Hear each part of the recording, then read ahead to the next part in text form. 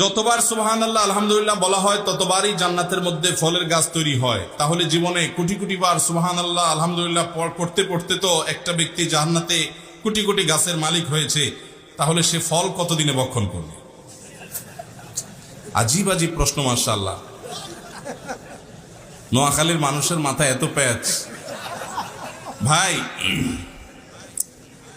আলামুল গায়েবকে আমরা অনেকে আলামুল হাজিরের সাথে তুলনা করি। জান্নাত এটা কি গায়েবের জগৎ না হাজিরের জগৎ? গায়েব আর হাজির বুঝুন তো, যেটা অদৃশ্য, যেটা আমাদের চোখের আড়ালে, যেটা আমরা দেখি না, সেটা কিসের জগৎ? গায়েবের জগৎ। সেই গায়েবের জগৎ, সেখানে আল্লাহ রাব্বুল আলামিন কি করবেন, কি ধরন হবে, সেটাকে আমাদের এই দৃশ্যমান জগতের সাথে তুলনা করা এটা অজ্ঞানতা। আলামুল গায়েবের প্রতিটা বিষয় হবে আল্লাহর ইলম অনুযায়ী।